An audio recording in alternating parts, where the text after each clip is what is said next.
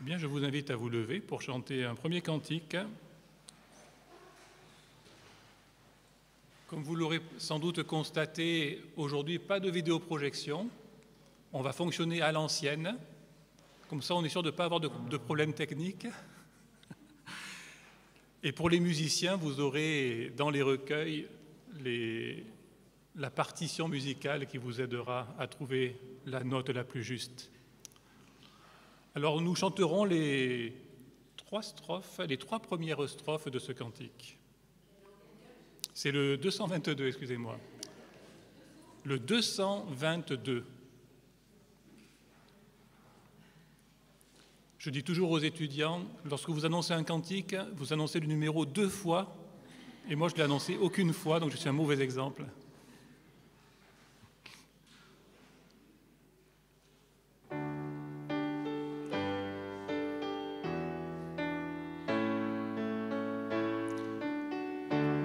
Seigneur, tous ensemble, nous voici joyeux et sûrs de ton amour, tu nous as rassemblés dans la joie de ta présence, et c'est toi qui nous unis. C'est toi qui nous unis, ton amour a fait de nous des frères, tu es vivant au milieu de nous. Ah Seigneur, tous ensemble, nous voici joyeux et sûrs de ton amour, tu nous as rassemblés dans la joie de ta présence, et c'est toi qui nous unis.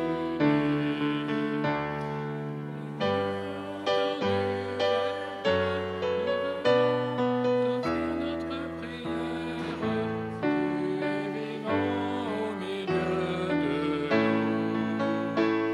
Avec toi, Seigneur, tous ensemble, nous voici joyeux et sûrs de ton amour, tu nous as rassemblés dans la joie de ta présence, et c'est toi qui nous unis. Venus à ton appel, nous voulons entendre ta parole, tu es vivant au milieu de nous. Avec toi, Seigneur, tous ensemble, et sûrs de ton amour, tu nous as rassemblés dans la joie de ta présence, et c'est toi qui nous unis.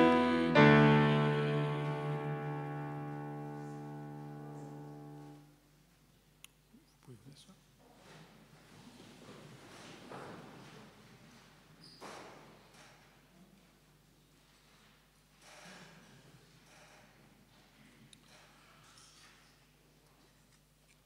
Je lis dans le livre du prophète Ésaïe au chapitre 63 une invitation en cette fin d'année à nous rappeler les bontés de l'Éternel à notre égard. Je rappellerai les bontés de l'Éternel et les motifs de le louer. Il a tout fait pour nous. Je dirai les nombreux bienfaits dont il a comblé Israël, le bien qu'il leur a fait dans sa tendresse et dans sa grande bonté. Il avait dit, « Oui, les Israélites sont mon peuple, ce sont des fils qui ne décevront pas. » Et il les a sauvés. Dans toute leur détresse, il a été lui-même dans la détresse. Et l'ange qui se tient en sa présence les a sauvés. Dans son amour et dans sa compassion, il les a libérés. Il les a soutenus et il les a portés tous les jours d'autrefois.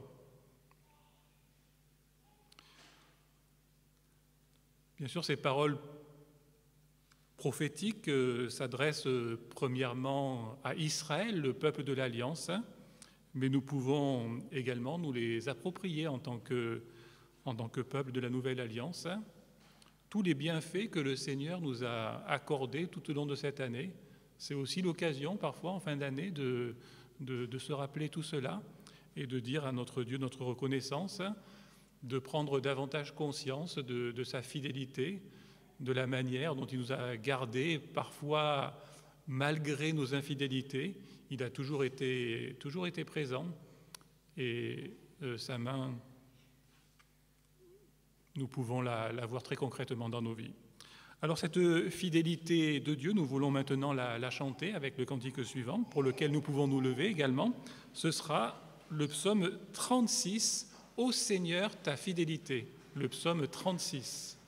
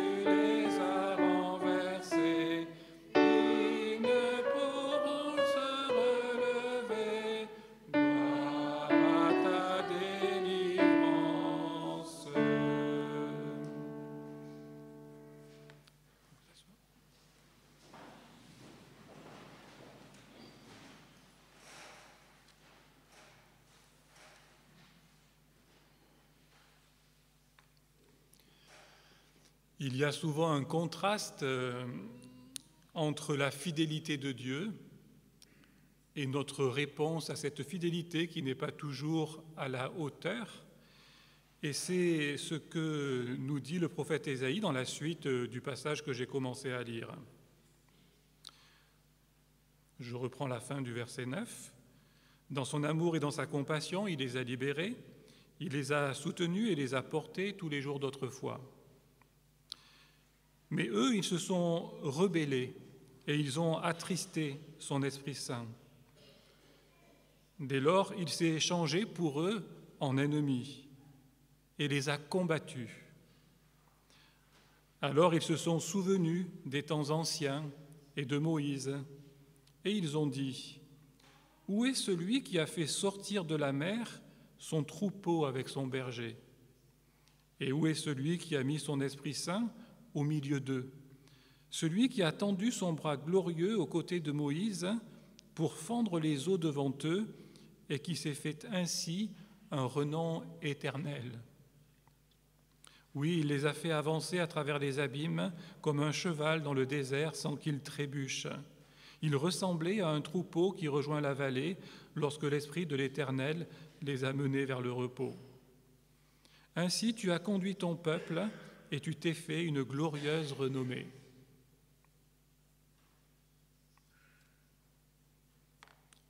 Voilà ce contraste dans ce passage entre la fidélité de Dieu qui a permis à son peuple d'être délivré de l'esclavage égyptien, qui lui a permis également de traverser la mer de façon miraculeuse pour pouvoir se diriger en direction de la terre promise.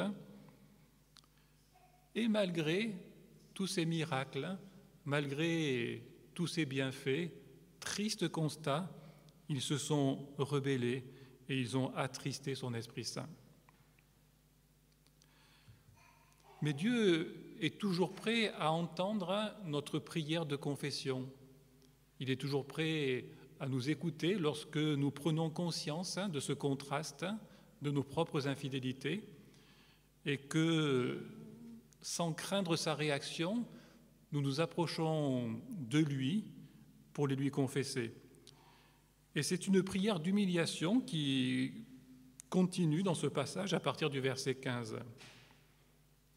Du haut du ciel, de ta demeure sainte, du séjour de ta gloire, regarde et vois. Que sont donc devenus ton amour passionné et ta puissance? Ton cœur s'est-il donc retenu de frémir de tendresse, de compassion pour moi? Car tu es notre Père, et ton nom est depuis des temps anciens notre libérateur. Pourquoi, Éternel, pourquoi nous fais-tu donc errer loin des voies que tu as prescrites? Pourquoi rends-tu notre cœur obstiné au point que nous n'ayons plus de respect pour toi? Reviens pour l'amour de tes serviteurs et des tribus qui t'appartiennent. Ton peuple saint a possédé le pays pour bien peu de temps. Nos ennemis ont piétiné ton sanctuaire. Nous sommes depuis bien longtemps comme des gens sur qui tu ne régnerais pas, qui ne porteraient pas ton nom. Vous aurez remarqué l'audace de cette prière qui semble finalement attribuer à Dieu les infidélités du peuple. Pourquoi nous fais-tu donc errer loin des voies que tu as prescrites? Pourquoi rends-tu notre cœur obstiné au point que nous n'ayons plus de respect pour toi? Mais je pense que le prophète avait conscience que sans la grâce de Dieu, nous sommes incapables d'accomplir ses commandements. Sans sa grâce, nous sommes incapables de répondre de manière adéquate aux bienfaits qui nous sont accordés. Nous ne pouvons que manifester de l'ingratitude et notre rébellion qui nous est si naturelle. Et c'est pourquoi il poursuit à la fin du verset 19 en disant « Oh, si tu descendais du ciel, oh, si tu déchirais le ciel et si tu descendais, devant toi, les montagnes seraient bien ébranlées. » Voilà la solution, le remède attendu par les Israélites, que Dieu lui-même descende à notre rencontre, transforme notre cœur pour nous rendre capables de marcher dans ses voies et mettre un terme à notre rébellion. Alors, nous verrons comment cette réponse s'est concrétisée dans l'histoire, mais avant cela, nous allons chanter le cantique suivant, qui est un cantique où nous nous présentons à Dieu tel que nous sommes, le cantique 420, tel que je suis. Le 420, tel que je suis, nous pouvons nous lever pour le chanter.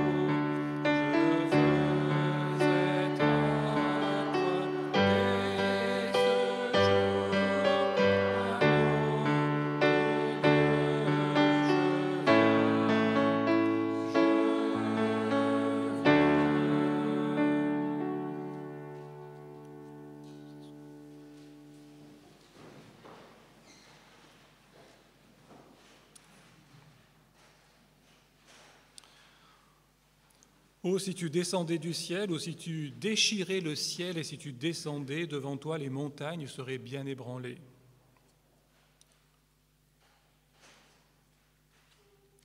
Dieu a répondu à ce cri qui venait du cœur de son peuple lorsque le Christ a déchiré les cieux pour descendre parmi nous, devenir semblable à nous.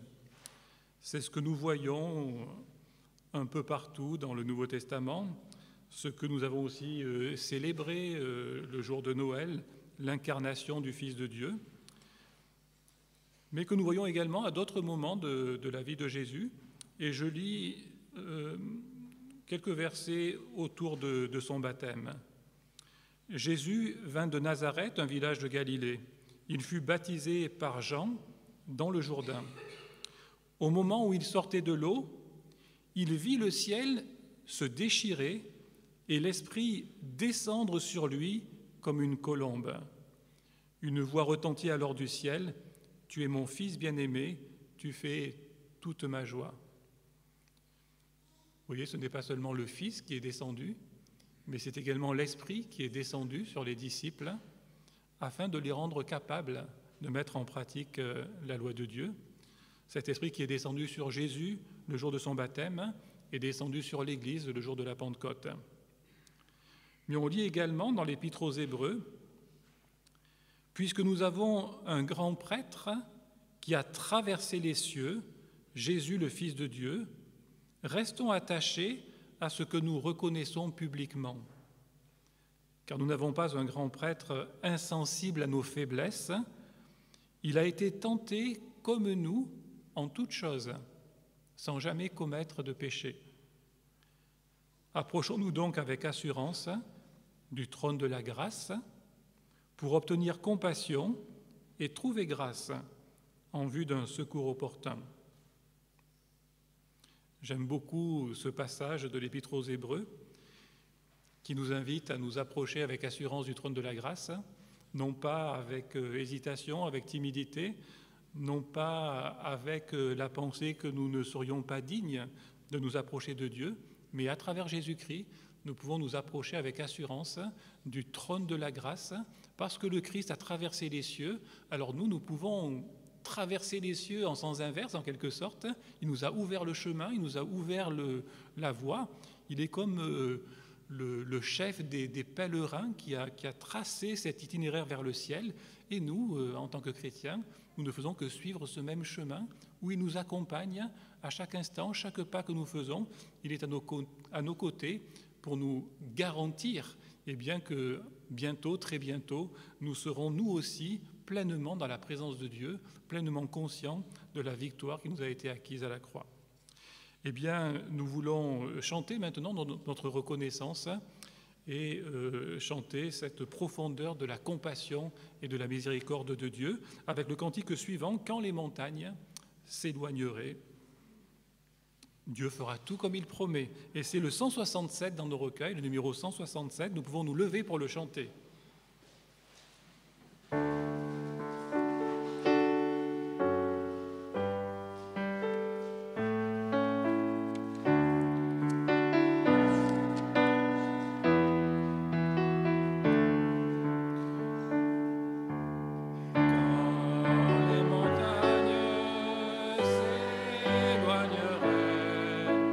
Quand les collines chancellent,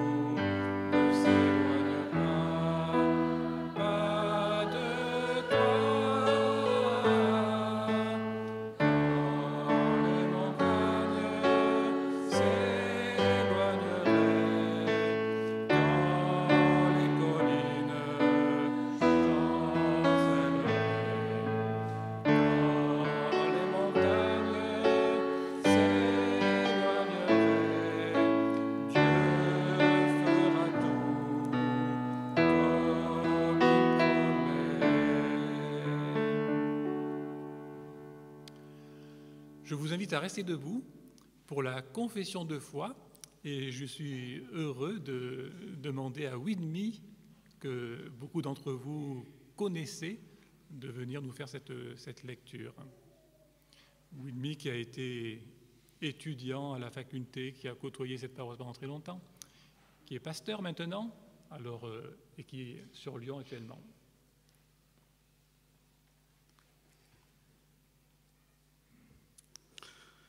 Nous croyons en Dieu, Dieu d'amour et Seigneur Tout-Puissant. Il est le Créateur de l'univers, de la nature et de tous les humains. Depuis toujours et pour toujours, il est un seul Dieu, Père, Fils et Saint-Esprit. Il se fait connaître aux hommes par ses œuvres et par la Bible, sa parole écrite. Nous croyons en Jésus-Christ, Dieu devenu homme. Par sa vie sainte et par son sacrifice à la croix, il a scellé l'alliance entre Dieu et son peuple. Sauveur promis par le Père, il nous a délivrés du mal, de la mort et de la condamnation. Il nous a acquis le pardon et le salut dont nous héritons gratuitement par la foi. Il est ressuscité le matin de Pâques. Souverainement élevé, il intercède maintenant auprès du Père et garde ainsi tous les siens afin qu'aucun d'eux ne se perde. Au dernier jour, il viendra établir toute justice et ressuscitera pour la joie éternelle ceux qui auront cru en lui. Nous croyons en l'Esprit Saint, souffle vivifiant, esprit de puissance et de sagesse. Il donne à l'Église, héritière de la parole et des moyens de grâce, la force de témoigner du royaume qui vient. Esprit du Christ ressuscité, il annonce le renouvellement de toutes choses et la gloire du monde à venir. Nous croyons en Dieu, Père, Fils et Saint-Esprit. Amen.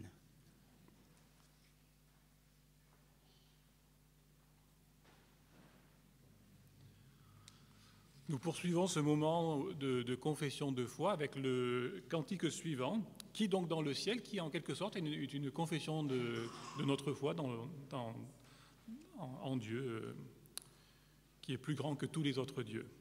Voilà, c'est le 281 dans nos recueils, le 281. Éternellement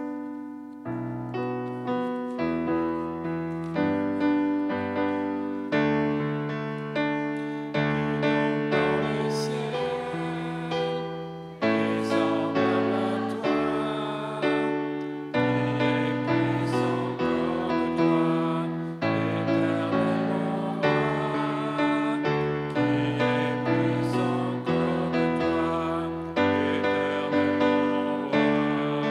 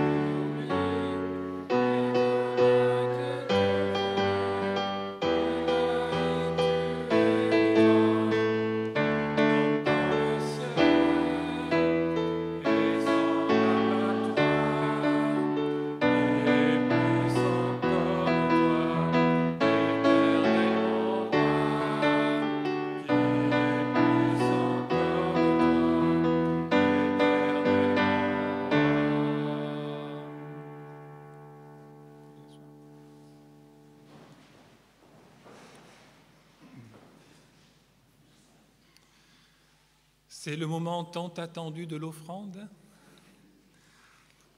Souvenons-nous que l'Éternel aime celui qui donne d'un cœur joyeux et reconnaissant.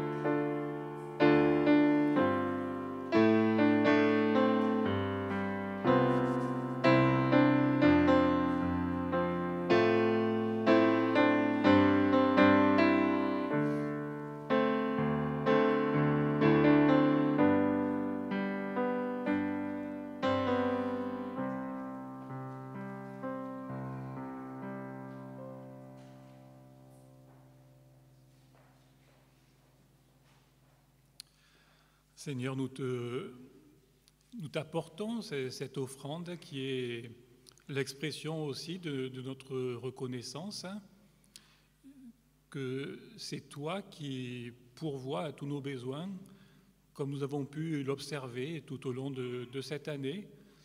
Tu as pourvu aux besoins de cette communauté, aux besoins du diaconat, aux besoins de fonctionnement, du salaire des pasteurs également. Et au-delà de tout cela, même les besoins les plus profonds, c'est toi qui y réponds par ta parole et par ta grâce. Nous voulons te dire notre confiance pour l'année qui vient et te demander de venir aussi fortifier notre foi lorsque nous en manquons, que nous puissions manifester tout autour de nous cette même générosité dont tu fais preuve à tous égards dans nos existences. Amen. Alors, quelques annonces qui m'ont été communiquées par Marc Toureille, qui est en vacances. Il en avait bien besoin, je pense, après une année bien remplie. Donc, on lui souhaite d'être renouvelé pendant ce temps de vacances en famille. Alors, dans l'ordre chronologique, mardi, la réunion de prière est maintenue. Elle aura lieu au presbytère et sera suivie d'un repas, donc à 10h, d'après si j'ai bien compris, à partir de 10h, hein, et le repas, bien sûr, ce sera après. Vendredi, à 15h, est prévu le goûter des aînés, donc nos personnes âgées qui auront l'occasion de se retrouver à cette occasion au presbytère, donc à 15h vendredi.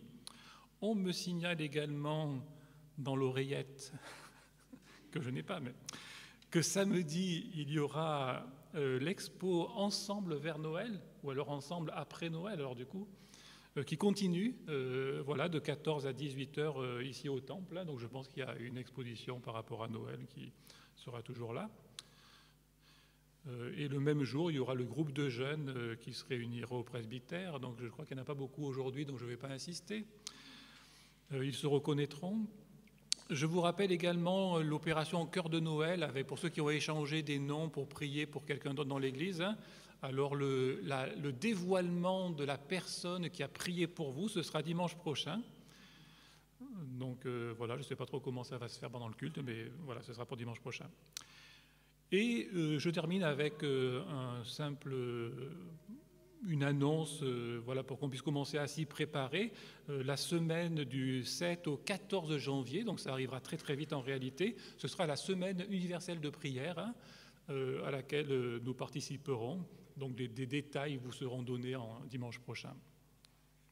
Voilà, je ne pense pas avoir d'autres annonces à faire parmi ceux qui sont là et qui auraient connaissance d'autres annonces. Voilà, alors il y aura, comment on appelle ça, l'échelle de Jacob ou le temps pour les enfants. Alors on a un enfant ce matin, voilà, on est très heureux qu'il soit parmi nous, mais il va malheureusement nous quitter pour une activité exercée par sa grand-mère, Sylvie, et on vous remercie. Tu veux prier pour ce moment? Ok. Oh, j'ai Soa avec moi. Oui, c'est toujours une joie, même si j'avais été seule avec mon petit-fils Nathanaël. Imaginez, ce n'est pas le même cadre d'être ici, d'avoir un temps à part pour échanger, parler de Dieu avec lui, donc avec Soa maintenant. Et la présence de Soa m'a guidé aussi ma prière. Je vous invite à prier avant qu'on se sépare. Oui, Seigneur, j'avais à cœur ce matin de te remercier pour tous ces enfants que tu nous permets d'enseigner, d'entourer au club des explorateurs. Merci parce que cette année, ils sont 20 à venir. Et aussi, tu en as appelé d'autres pour les clubs de Noël.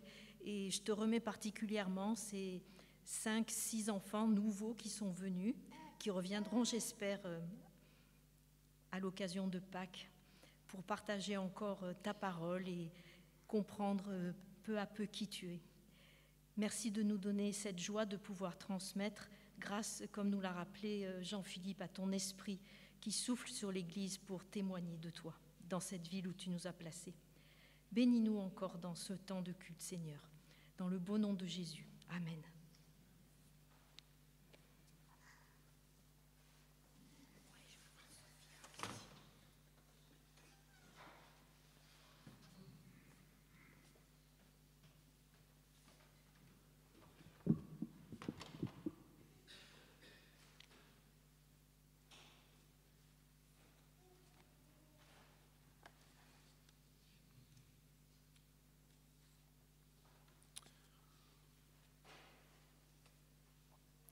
Nous lisons un seul texte, toujours dans le livre du prophète Ésaïe, cette fois-ci au chapitre 61.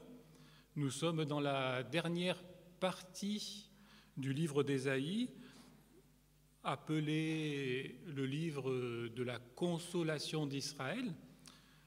Et Ésaïe a exercé un très long ministère, mais avant la chute de Jérusalem, avant que le peuple ne soit déporté à Babylone, mais parce qu'il était prophète, il a anticipé les événements à venir, il a anticipé la chute de Jérusalem, il a anticipé l'exil, et donc il a émis toutes sortes de prophéties afin d'encourager les exilés lorsqu'ils se retrouveraient à Babylone, afin de les encourager et de leur donner une espérance.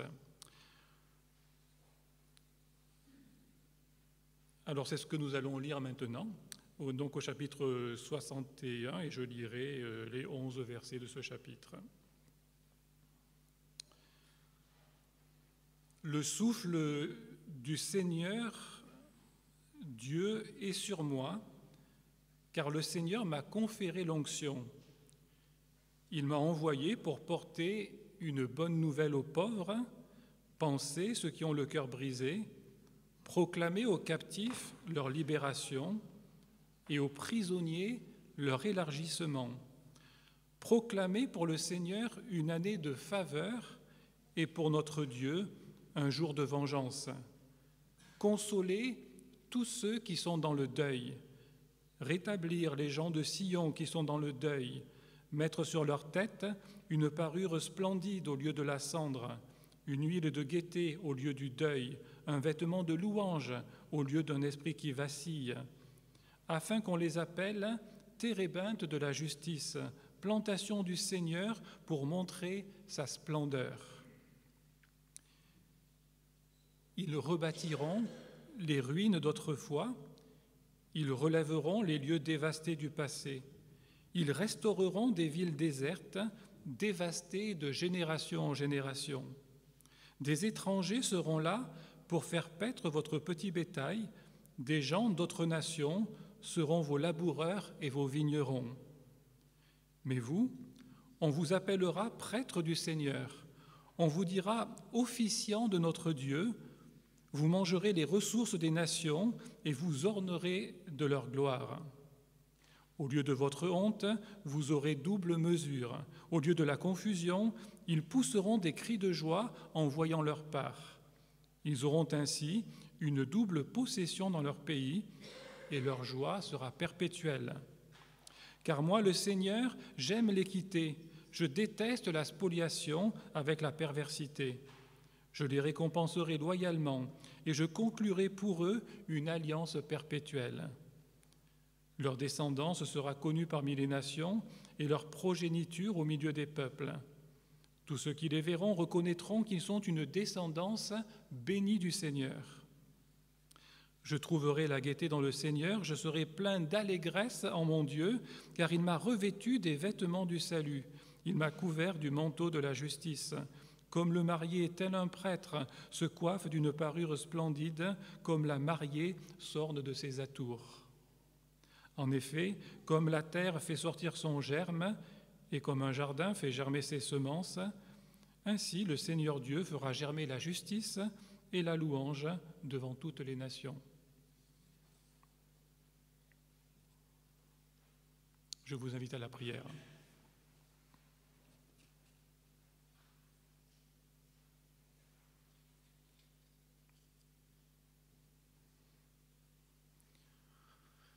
Seigneur, nous te rendons grâce pour ta parole, qui est une nourriture pour nos âmes, mais nous avons besoin, là aussi, de ton esprit pour la comprendre, pour la recevoir avec foi, pour voir comment elle s'applique dans nos vies de tous les jours, comment nous l'approprier. Alors nous te prions d'ouvrir les yeux de notre cœur par ton esprit afin que nous puissions contempler ta gloire et contempler la profondeur, la vérité et la richesse de tes promesses. Amen.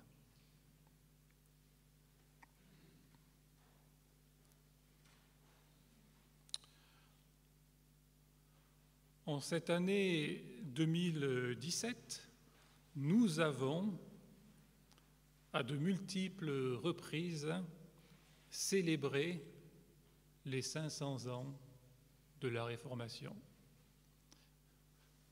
Peut-être même tellement qu'au bout d'un moment, vous en aviez un peu assez, mais voilà, c'était un anniversaire important pour nos églises protestantes. Et nous célébrions en réalité le 31 octobre l'affichage des fameuses thèses de Martin Luther qu'il a placardées sur la porte de la chapelle du château de Wittenberg. Alors, une fois que Martin Luther a fait cela, on lui a mis beaucoup la pression pour qu'il se rétracte. On l'a menacé d'excommunication. Si tu ne reviens pas sur tes idées, si tu ne redeviens pas un bon catholique, eh bien, voilà, tu seras définitivement exclu de l'Église catholique, sainte et universelle. Et parce que Martin Luther avait une idée très élevée de l'unité de l'Église, de l'importance de l'Église, ça a dû être une décision très difficile pour lui que de ne pas se rétracter. Et pendant cette période, il a écrit un livre pour expliquer sa motivation, un livre qui s'appelait « La captivité babylonienne de l'Église ». Son observation de l'Église de l'époque lui avait fait apparaître qu'en raison d'un faux enseignement, en raison de siècles de traditions qui n'avaient plus grand-chose à voir avec la parole de Dieu et qui avaient fini par étouffer la simplicité de l'Évangile, le message de la grâce, eh bien le résultat était que les gens étaient comme retenus captifs et avaient besoin d'être délivrés par une annonce claire de l'Évangile de la grâce. Et pour lui, le jeu en valait la chandelle. Il ne pouvait pas se rétracter parce que le peuple de Dieu avait besoin d'entendre le message de la grâce avec clarté, avec véracité, et que c'était le seul moyen pour eux d'être délivrés de cette forme spirituelle d'esclavage et de captivité sous le poids de toutes sortes de traditions et d'idées fausses. De la même manière, le prophète Ésaïe s'adresse à une communauté qui est retenue captive, qui n'est pas totalement malheureuse, dans ce sens qu'elle dispose d'une certaine liberté, mais elle n'est pas dans le pays promis. Et donc elle a besoin d'être encouragée et de pouvoir envisager le jour où Dieu la ramènera dans le pays où là, véritablement, elle connaîtra une vraie liberté. Alors peut-être avez-vous reconnu certains versets de ce chapitre repris dans l'évangile de Luc, où Jésus va relire les premiers versets de ce chapitre et déclarer « Aujourd'hui, cette écriture, cette prophétie que vous venez d'entendre, est accomplie. » À l'époque de Jésus, les gens aussi attendaient une délivrance. Ils étaient sous l'oppression non plus des Babyloniens, mais sous l'oppression romaine. Et ils attendaient la venue de ce roi messianique qui leur redonnerait leur autonomie et leur liberté. Alors peut-être, nous aussi en tant que chrétiens, parfois nous avons l'impression d'être un peu en exil sur cette terre, d'être entourés par des valeurs qui ne nous correspondent pas. Et nous aspirons à ce jour béni où nous pourrons enfin être dans la présence de Dieu, où le mal n'aura plus sa place, où la souffrance disparaîtra. Et par conséquent, les paroles de consolation que Dieu adresse à son peuple dans l'Ancienne Alliance sont également pour nous aujourd'hui.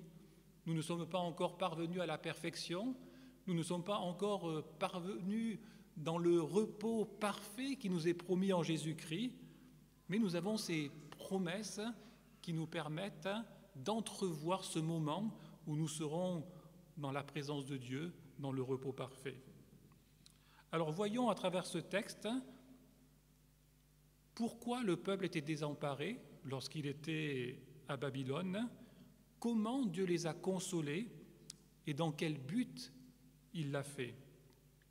Pour mieux comprendre la détresse des exilés, on peut lire le fameux psaume 137 où, je dirais, les vrais exilés, ceux qui étaient conscients de ce qu'ils avaient perdu en étant en Babylonie, ceux qui étaient conscients que s'ils étaient là, c'était aussi en raison de leur propre désobéissance et que, malgré le fait qu'on leur offrait en Babylonie un certain confort, ils avaient la possibilité de travailler, même de gagner de l'argent, de construire des maisons, et bien qu'ils ne soient plus dans leur propre pays, certains finalement ont trouvé leur place à Babylone, à tel point que le jour où ils ont eu la possibilité de retourner à Jérusalem, il y en a beaucoup qui n'ont pas saisi cette opportunité, mais qui sont restés à Babylonie. On est bien ici, pourquoi voulez-vous retourner dans une ville en ruine? Mais les vrais exilés, ceux qui étaient conscients d'avoir été séparés de la bénédiction de Dieu, de sa présence que Dieu avait choisi d'établir d'une manière particulière à Jérusalem, ceux-là ne pouvaient pas se contenter de cette situation. C'était aussi le mot d'ordre des brigadiers de la Drôme, pour ceux qui ont étudié ce réveil dans l'Église réformée dans les années 20 et 30. Dieu ne se contente pas de ce que nous sommes. Parfois, nous finissons par nous contenter de notre situation présente, Mais Dieu, lui, ne se contente pas de ce que nous sommes, il veut toujours nous amener plus loin. Nous amener plus loin dans notre expérience de la liberté que nous avons en tant qu'enfants de Dieu, plus loin dans l'exercice de l'autorité qui est la nôtre en tant qu'enfants de Dieu, plus loin dans notre lutte contre le péché, plus loin dans notre combat aussi contre l'injustice qui est autour de nous, mais qui parfois aussi est encore trop présente en nous et avec nos proches. Et nous lisons dans ce psaume 137 que près des fleuves de Babylone, là-bas, nous étions assis et nous pleurions en nous souvenant de Sion. Au sol de la contrée, nous avions suspendu nos lyres. Et là, nos vainqueurs nous demandaient des chants, nos bourreaux de la joie. Chantez-nous des chants de Sion. Comment chanterions-nous le chant du Seigneur sur une terre étrangère? Si je t'oublie, Jérusalem, que ma droite m'oublie, que ma langue s'attache à mon palais, si je ne me souviens pas de toi, si je ne mets pas Jérusalem au-dessus de toute autre joie. Les vrais exilés ont compris qu'il n'y a pas de plus grande joie que de se trouver à Jérusalem. Vous pouvez m'offrir tous les trésors de la Babylonie, vous pouvez me permettre un nouveau départ, de construire une nouvelle vie dans ce nouveau pays, mais il n'y a pas pour moi de plus grande joie que de me trouver à Jérusalem, parce que c'est là que Dieu a établi son trône, et c'est là que je peux me tenir dans sa présence. C'est là que je peux venir plusieurs fois par an, à l'occasion des fêtes, pour apporter mes sacrifices et avoir l'assurance que mes péchés sont pardonnés. Ça, à Babylone, je ne peux pas le faire. Je ne peux que voir mes péchés s'accumuler tout au long des années sans avoir aucun moyen d'obtenir le pardon de Dieu. Parce que c'est ce qui se passait à l'époque pour les Israélites. Pour obtenir le pardon, il fallait apporter des sacrifices, sacrifier des animaux à Jérusalem. Et pendant toute la période de l'exil, ça n'a pas été possible pour eux.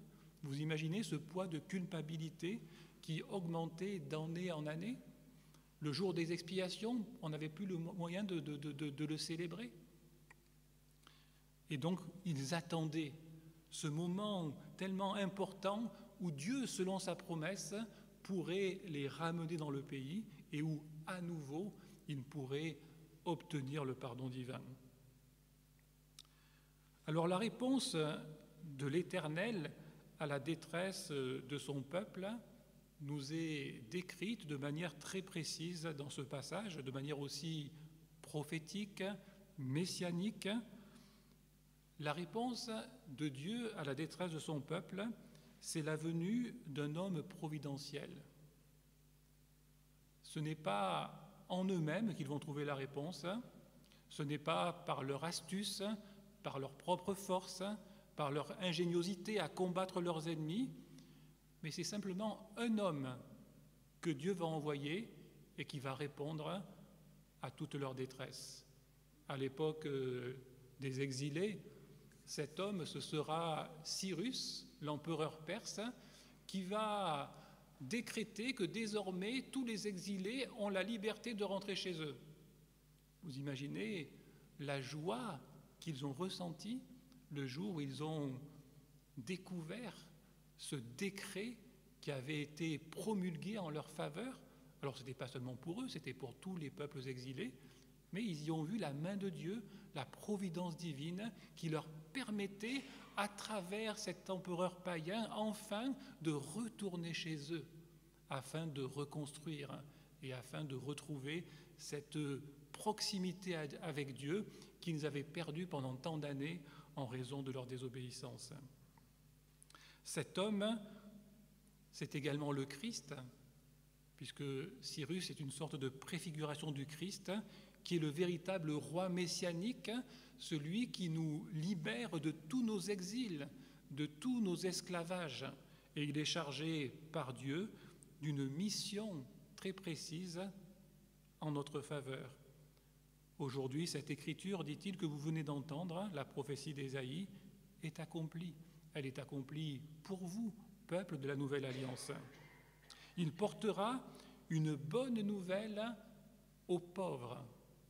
Le pauvre, dans l'Ancien Testament, c'est celui qui manque de tout. Parfois, il est même obligé de se vendre comme esclave pour rembourser ses dettes. C'est celui qui est à la merci des puissants parce qu'il est sans ressources. C'est celui qui souvent se fait oppresser, se fait exploiter, et c'est un peu un cercle vicieux. Moins on a de moyens, et plus on se fait exploiter, et plus on se fait exploiter, et plus on devient pauvre et malheureux.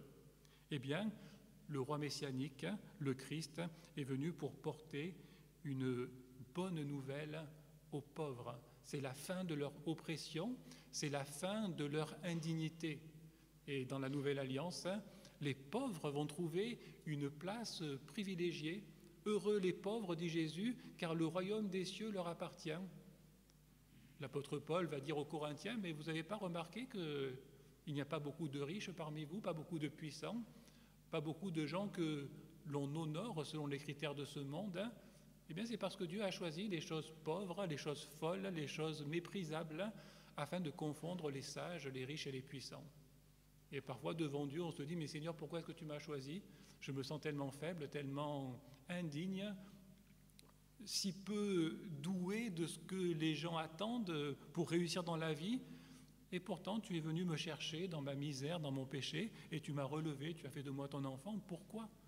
Eh bien, c'est parce que Dieu se glorifie en abaissant le riche et en relevant le pauvre.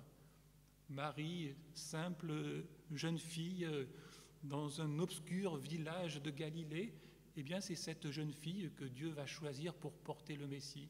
Dieu qui va choisir les choses faibles et pauvres du monde afin de confondre les riches. Il pensera ceux qui ont le cœur brisé, ceux qui ont le cœur cassé en morceaux, pourrait-on également traduire. On peut imaginer la situation de ces exilés qui finalement avaient le cœur brisé suite à cette rupture d'alliance qu'ils avaient connue.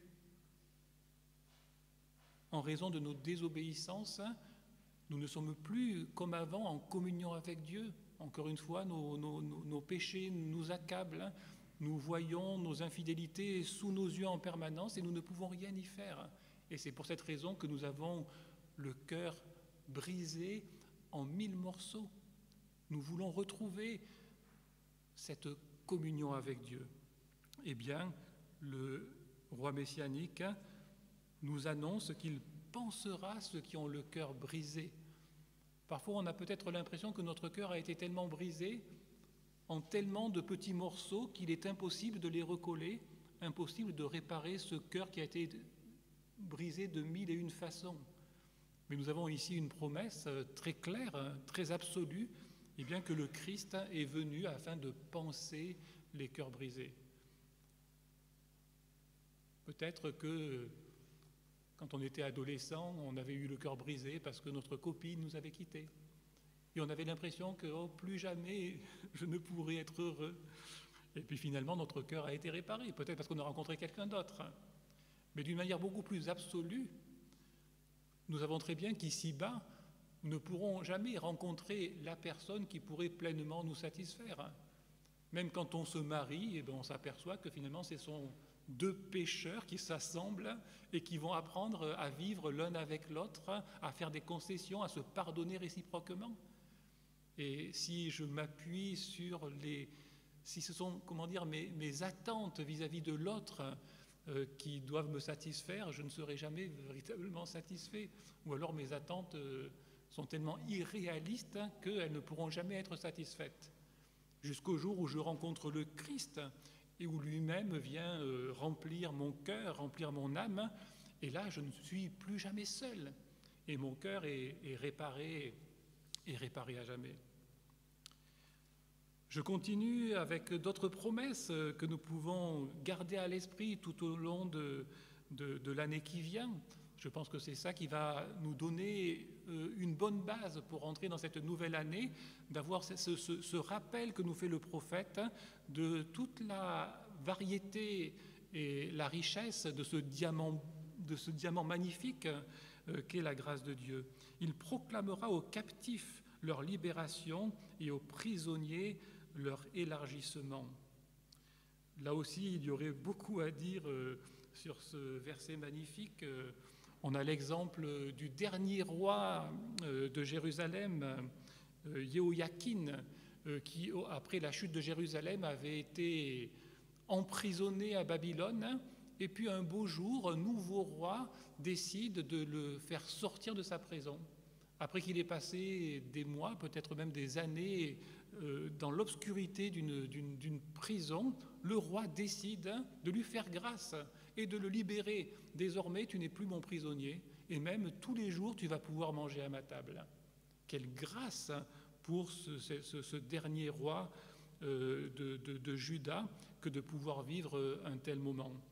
Eh bien, c'est exactement la même chose que Dieu fait avec nous. Nous sommes peut-être dans la prison de notre dépression, de notre anxiété, peut-être même de notre culpabilité et de nos péchés. Eh bien, le Christ est venu pour nous en faire sortir, pour nous faire voir la lumière à laquelle nous n'avions plus accès depuis des mois ou des années, depuis peut-être toujours. Nous n'avions jamais véritablement vu la lumière. Et c'est d'ailleurs une manière que l'on pourrait traduire ce verset. La Tob traduit pour redonner aux prisonniers l'éblouissement. Il y a cette idée que lorsque je sors d'une obscure prison et que je revois la lumière après des années, alors mes yeux sont comme aveuglés, comme éblouis par tant de lumière. Et lorsque la grâce de Dieu nous touche, c'est exactement ce qui se passe dans nos vies. Nous redécouvrons les choses. Nos yeux sont tout d'abord éblouis, comme aveuglés par tant de beauté et tant de magnificence. Et puis petit à petit, on va s'habituer à tant de grâce et tant de beauté. Lorsqu'on se convertit, souvent on prend conscience de la beauté de la création, de toutes les grâces qui nous entourent, dont peut-être nous n'avions jusque-là pas véritablement conscience.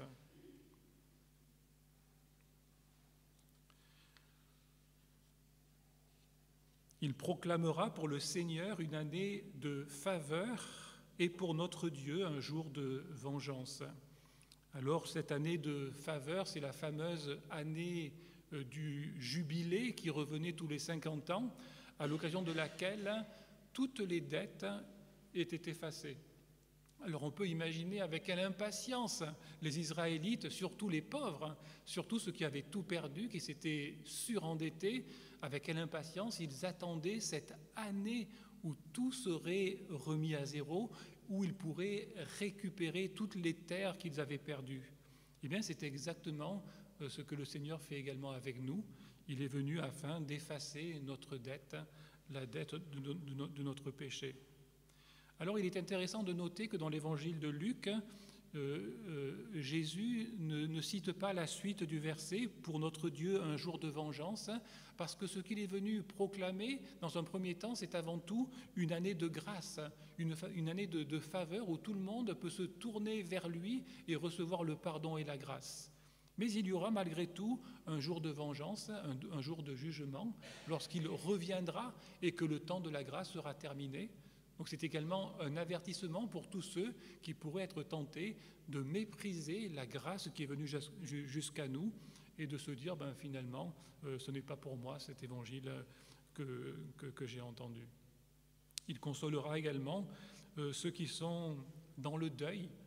Beaucoup dans ce passage de versets semblent vouloir décrire cette situation de deuil des exilés, le deuil qui peut faire suite à la mort d'un proche ou plus largement lorsque on a perdu de manière définitive ou en tout cas durable quelque chose qui nous était cher et qui nous était précieux.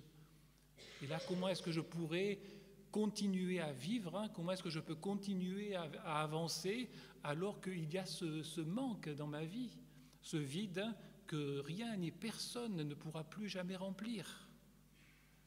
Alors les exilés avaient sans doute, pendant les moments de conquête et de destruction de Jérusalem, avaient sans doute perdu des proches et par conséquent ils avaient vécu très concrètement ce deuil que l'on peut vivre dans les temps de guerre, les temps d'hostilité, où la mort fait partie du quotidien. C'est un deuil que l'on a même du mal à imaginer en temps de paix, parce que nous pouvons perdre un proche ici ou là, mais la vie prédomine. Mais dans ces temps de guerre, ces temps d'hostilité, la mort est omniprésente et le deuil est permanent. Alors on imagine pour ces exilés toute la valeur de cette annonce qu'il consolera ceux qui sont dans le deuil. Heureux ceux qui pleurent, dit Jésus, car ils seront consolés. Heureux ceux qui pleurent sur leurs propres conditions, sur leurs propres péchés. Heureux ceux qui pleurent aussi sur les conditions du monde qui les entoure, car le Christ est venu pour apporter une réponse. Si Jésus est venu nous libérer d'une manière si complète, si variée, c'est dans un but bien précis, comme ce texte nous le montre. Nous avons été libérés tout d'abord pour reconstruire. À Jérusalem, il y avait le temple à reconstruire. Toute la ville était à reconstruire. De nombreuses villes qui avaient été détruites par la guerre étaient à reconstruire. Mais pour nous aussi aujourd'hui, dans nos vies et tout autour de nous, il y a beaucoup de choses à reconstruire et nous sommes appelés en tant que serviteurs de Dieu à participer à cette reconstruction en annonçant la grâce de Dieu tout autour de nous, en annonçant que le Christ est venu et que le Christ est venu pour reconstruire tout ce qui a été détruit, pour recoller tous les morceaux. Il est dit que nous avons été libérés pour annoncer les hauts faits de l'Éternel. On vous appellera prêtre de l'Éternel. Et là, il y a quelque chose d'assez intéressant, c'est que malgré le fait qu'ils sont retournés dans le pays promis et qu'ils ont récupéré les terres qu'ils avaient perdues, eh bien, ce sont des étrangers qui vont en prendre soin parce que leur rôle à eux, ce n'est pas tellement de s'occuper de leurs terres, mais c'est plutôt de servir de prêtre pour l'Éternel. Et ça veut dire que l'ensemble des Israélites qui sont revenus d'exil auront pour fonction principale de représenter Dieu auprès des nations et d'annoncer les grandes choses qu'il a accomplies en leur faveur. Et de la même manière, si l'Éternel nous a sauvés, ce n'est pas simplement pour nous-mêmes, mais c'est afin que nous puissions aussi l'annoncer tout autour de nous et devenir des témoins de cette grâce qui nous a touchés. Et pas seulement auprès des non-croyants, pas seulement dans ce qu'on appelle l'évangélisation ou la mission, mais je pense qu'en tant qu'enfants de Dieu, nous avons besoin de nous annoncer la grâce de Dieu les uns aux autres en permanence, parce que nous sommes encore en train de lutter contre le mal, contre le péché, contre le deuil, contre l'exil et contre l'esclavage, et que nous avons tous besoin d'entendre régulièrement une parole de grâce, une parole qui nous rappelle ce que nous sommes en Jésus-Christ. Nous devons donc apprendre à être attentifs les uns aux autres, à prendre le temps de s'intéresser aux autres, prendre des nouvelles, comment vas-tu? Et pas simplement de manière superficielle, mais vraiment nouer des liens plus profonds et voir de quelle manière nous pouvons nous faire grâce les uns aux autres. C'est cela la réalité de l'Église, c'est cela qui en fait toute la valeur et toute la richesse, avec pour effet que les nations, ceux qui sont à l'extérieur, vont observer cela et se rendre compte de quelque chose d'extraordinaire, d'anormal se passe là qui nous intéresse. C'est ce qui va se passer aussi en Israël. Tous ceux qui les verront reconnaîtront qu'ils sont une descendance bénie du Seigneur. Et lorsque nous vivons dans la grâce les uns vis-à-vis des autres, eh bien, les gens qui ne connaissent pas Dieu s'en aperçoivent et ils reconnaissent que nous sommes une descendance, un peuple qui est béni de l'Éternel, et ça leur donne envie de connaître cela, d'en savoir plus au sujet de cette grâce qui nous permet de vivre les uns avec les autres malgré nos différences. Libérés pour nous réjouir dans le Seigneur, je trouverai la gaieté dans le Seigneur, je serai plein d'allégresse en mon Dieu, car il m'a revêtu des vêtements du salut il m'a couvert du manteau de la justice. Si nous pouvons nous réjouir le dimanche matin, chanter des cantiques de louange et de reconnaissance, c'est en raison non pas de ce que nous sommes, mais de ce que le Christ a accompli pour nous.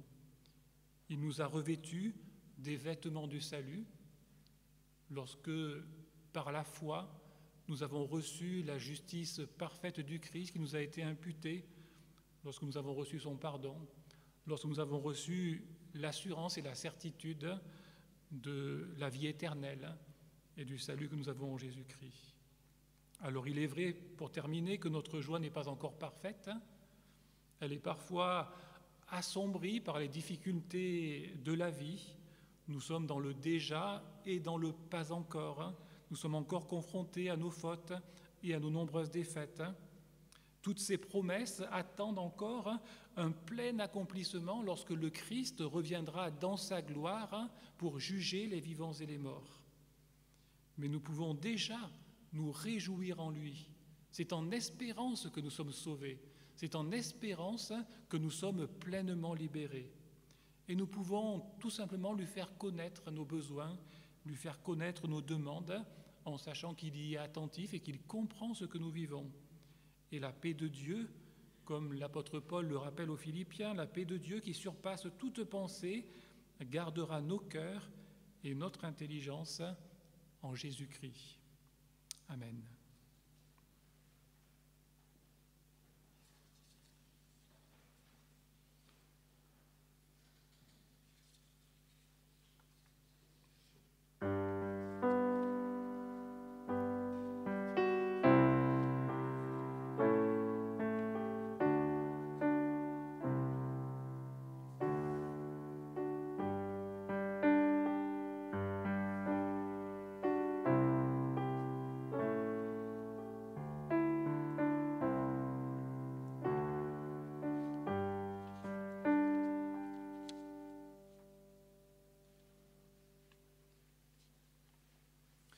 Je vous invite à vous lever et nous allons chanter le cantique 228, le 228, qu'aujourd'hui toute la terre s'égaye au nom du Seigneur. Alors nous chanterons peut-être pas les 5 strophes, mais les strophes 1, 2 et 5.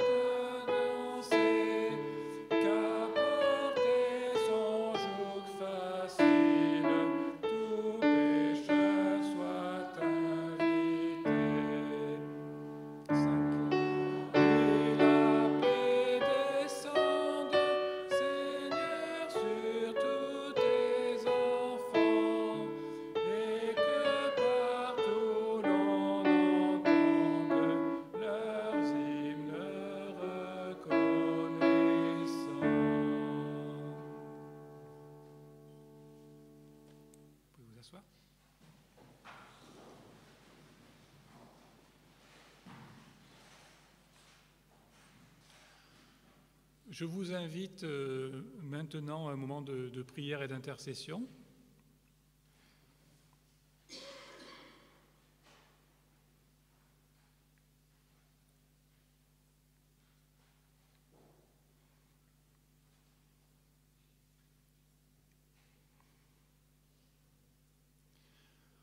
Oui, Seigneur, en nous appuyant sur les promesses de ta parole, sur l'œuvre de grâce que tu as accomplie dans nos vies, nous voulons exercer ce sacerdoce universel que tu as confié à chacun d'entre nous qui nous permet de nous approcher de toi en toute liberté, mais également d'intercéder les uns pour les autres, de prendre soin les uns des autres. Nous voulons te prier pour l'Église universelle qui, comme nous, va entrer dans cette nouvelle année. Nous te prions que ton peuple puisse proclamer tes hauts faits, les choses merveilleuses que tu as accomplies par le passé, mais que tu continues d'accomplir aujourd'hui. Nous voulons te prier en particulier pour l'Église persécutée, cette Église qui a besoin plus particulièrement de tes consolations, de s'appuyer sur tes promesses, parce qu'elle est confrontée à l'incompréhension, au rejet, à la persécution. Nous te prions de fortifier ceux qui sont tentés de renoncer à leur foi, ceux qui hésitent à la faire connaître. Veuille te révéler à eux d'une manière particulière et leur montrer qu'il n'y a pas de plus grande joie que de se trouver à Jérusalem, que de se trouver dans ta présence et que d'être ton enfant. Nous voulons te prier pour notre Église ici à Aix-en-Provence, afin que tu la protèges, que tu la gardes. Nous sommes tellement reconnaissants pour tout ce que tu as accompli tout au long de cette année, mais nous savons que nous sommes également dans un combat spirituel, que l'adversaire cherche en permanence comment il pourrait fragiliser ton peuple, affaiblir son témoignage ou le diviser. Veuille nous garder en communion les uns avec les autres, regardant les autres comme étant supérieurs à nous-mêmes. Plutôt que de nous dévorer les uns les autres, que nous puissions prendre soin les uns des autres. Et nous voulons te remettre en particulier ceux qui sont touchés par la maladie ou par l'épreuve. Nous continuons à prier pour Thomas afin qu'il se relève de son accident. Nous te remercions pour les bonnes nouvelles que nous avons eues à son sujet. Nous te remettons Myriam et là aussi te remercions de voir comment la rééducation porte du fruit. Nous te remercions pour la joie qu'elle continue d'exprimer dans cette épreuve qu'elle a connue. Nous te prions pour tous ceux qui ressentent de la fatigue, voire même de l'épuisement en cette fin d'année. Et nous te prions de les vivifier et de les renouveler, de les encourager dans leur vie de tous les jours, leur vie de famille.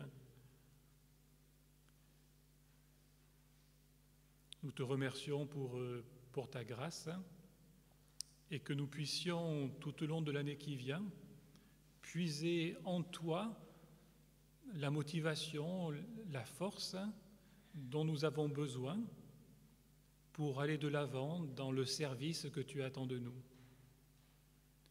Nous te prions pour les responsables d'activités afin que tu leur donnes toute la créativité et la persévérance dont ils ont besoin pour exceller dans les domaines que tu leur as confiés. Nous voulons te remettre plus particulièrement notre pasteur, Marc Toureille, afin que tu le renouvelles, ainsi que tous les membres du conseil presbytéral dans toutes les questions qu'ils ont à traiter, afin que tu leur donnes sagesse et discernement.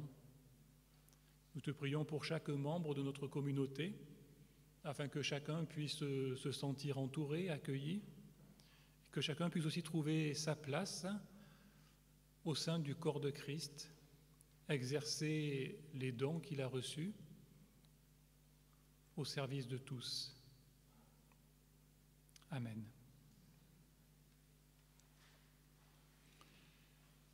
Eh bien, je vous invite à vous lever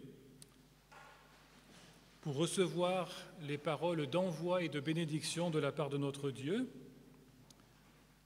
après quoi nous chanterons un dernier cantique Je me confie en toi, c'est le 154 dans nos recueils, le 154.